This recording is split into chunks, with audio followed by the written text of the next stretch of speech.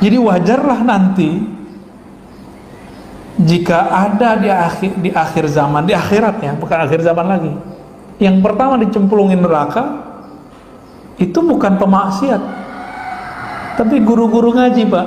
Kayak kita kami ini ya, guru ustad kan. Ya, maka kita doa terus setiap hari, Allahumma ajirna minan nar, ya Allah bebaskan kami dari neraka. Ajirna minan nar, itu hadis riwayat Imam Ahmad, hadisnya sahih. Amalkan itu, Pak. Orang jika berdoa, ya Allah masukkan aku ke surga, apa kata Nabi? Surga berdoa, ya Allah cepat masukkan dia kepadaku. Jika orang berdoa, ya Allah bebaskan aku dari neraka, neraka pun gak mau ketemu kita. Jadi jangan sombong, berdoalah seperti ini setiap hari.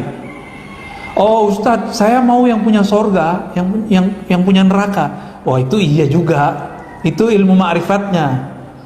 Tapi secara latihan rohani kan di sini mainnya, latihan nafsiyah kita, jiwa kita biar tidak sombong. Maka beliau kasih semacam kaidah, jika ingin kita beruzlah, ada beberapa persyaratan yang harus dilakukan supaya nggak halu, nggak nanti diganggu oleh syaitan. Apa yang pertama kata beliau?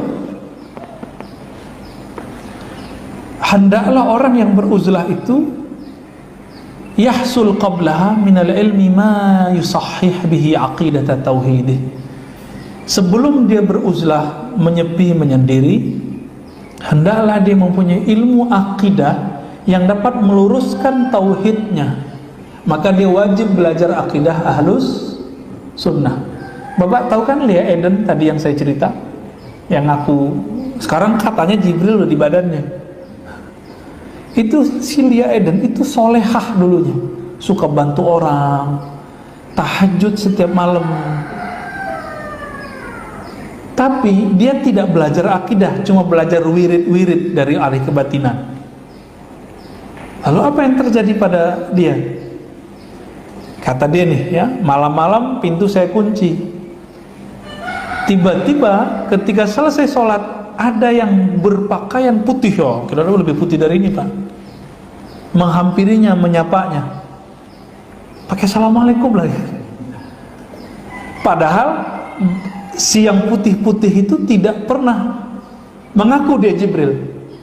Cuma si Lia Eden mengatakan itu Jibril. Apalagi kata dia, saya tidak pernah buka pintu sudah dikunci. Dia dari mana datangnya? Maka dia meyakini langsung dari langit. Awal-awal yang diajarin benar. Nah, ini hati-hati Pak. Allah itu menciptakan dua wali syaitan, wali Rahman, wali Allah. Kepleset dikit si waliullah jadi wali syaitan. Dengan cara apa? Dengan cara mengirim, kalau waliullah dikirim malaikat, wali syaitan dikirim mantan malaikat. Siapa? Tentara Azazil, tentara iblis. Karena Azazil iblis ini pernah dulu jadi malaikat dan pernah belajar ma'rifat mengenal Allah, memori itu tersimpan, diajarkan kepada tentaranya, disuruh tentaranya ini membisikkan kepada calon-calon wali ini. Jika dia tidak punya ilmu tauhid yang benar, awalnya kan kalamnya benar, ayo baca ini, sedekah, bangun tahajud, baca ayat kursi, disuruh baca ayat kursi loh Pak, disuruh baca kulhu, tapi di belakang nanti dipelesetin. Udah sampai 40 hari, datang lagi dia dengan cahaya yang Masya Allah, engkau sekarang telah menjadi Rasulku. Wah, mulai bisikan begitu. Itu jadi Ahmad Musodek salah satu bentuknya. Itu jadi Lia Eden. Di Parung jadi Imam Mahdi Pak. Kopiannya hitam kayak saya. Ya. Ada juga yang ngaku Imam Mahdi, macam-macam. Tinggal kita tanya ya.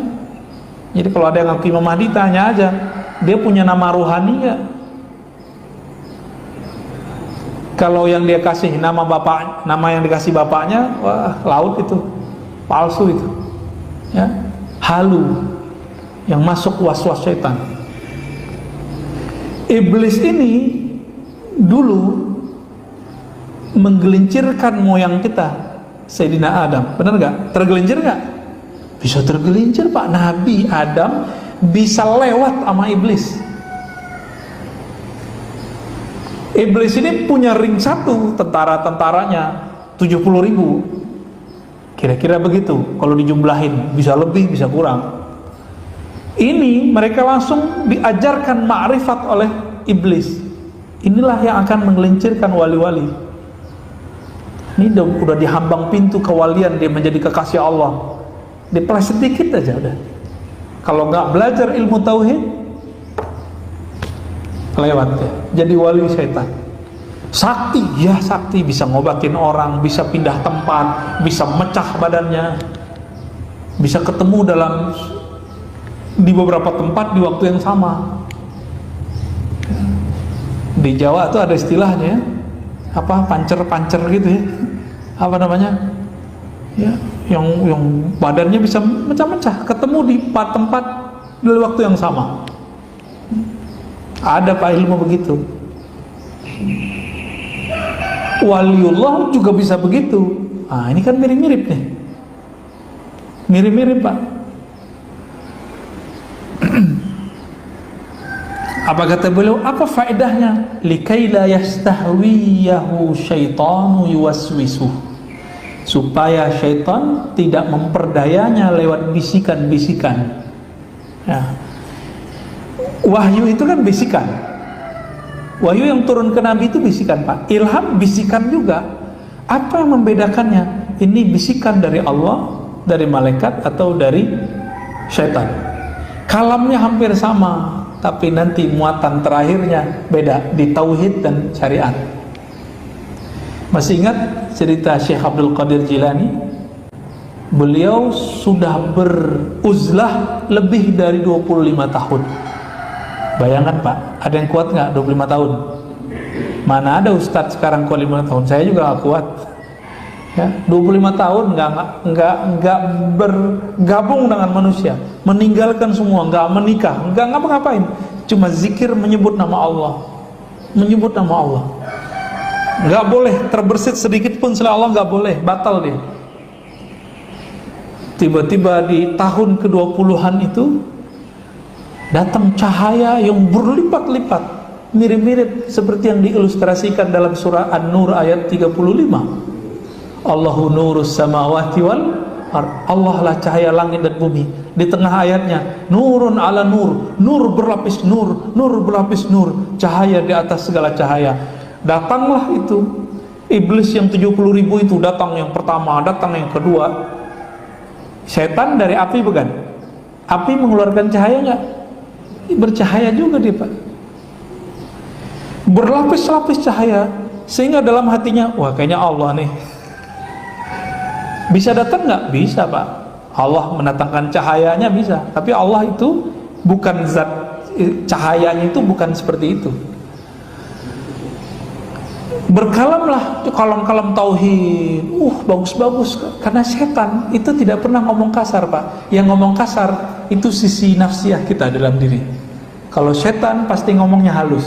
Ayatnya saya sudah bacakan dulu. Innilaka nasihun amin. Sesungguhnya aku wahai Adam, orang yang sangat lembut, tulus, terpercaya untuk membimbingmu. Kalamnya begitu. Engkau akan aku bimbing hai Adam. Engkau akan aku bimbing hai Abdul Qadir. Keluarlah kalam-kalam. Betul-betul panjang kalam itu, sehingga kemudian Syekh Abdul Qadir mengatakan, wah ini kayaknya dari Allah nih. Tapi beliau belum percaya dulu. Tunggu, sabar. Sampailah kalam terakhir dari cahaya itu. Jadi ada suara dari kalam, dari cahaya itu. Apa katanya? Sekarang wahai Abdul Qadir, engkau jadi kekasihku, dan semua yang aku dulu haramkan halal bagimu. Syekh Abdul Qadir sebelum dia uzlah, dia belajar fikih dulu Pak, ya, belajar akidah dulu. Dalam bab akidah ada satu bab, orang kafir, orang mukmin jadi kafir jika dia menghalalkan yang pasti haram. kecuali ini masih diperdebatkan nih haramnya, lalu itu dihalalkan, itu lain cerita. Ini udah jelas apa kata yang ngomong, semua yang aku haramkan halal bagimu, kata si Abdul Qadir. Syaitan, anta syaitan, anta iblis, kamu nih setan, kamu nih anak iblis. Cahaya yang tadi berlipat-lipat itu, berlapis-lapis itu langsung hilang. Jadi ma'rifat syaitan dan ma'rifatullah bedanya cuma satu, Pak. Menghormati syariat. Satu itu aja. Jadi ketemu wali manapun nanti, pastikan dia tidak pernah berkalam menghina syariat. Zahirnya kita nggak lihat dia sholat nih, urusan dia. Zahirnya kita nggak lihat dia mungkin baca Quran, nggak apa-apa. Yang penting dia tidak pernah mengatakan apa itu Quran gitu. Sekarang nggak wajib lagi sholat. Wali kalau jadi wali nggak wajib sholat lagi. Kalau keluar kalam itu berarti dia bukan wali. Tapi kalau dia diam aja, Pak, jangan-jangan dia lagi ngelakon depan kita, nguji kita. Kan banyak wali-wali yang nguji kita. Kita ngelihat kolbunya atau ngelihat fisik, bertingkah di depan kita, ya itu banyak. Udah syuruk, Pak, ya? Ya udah dulu deh, Pak.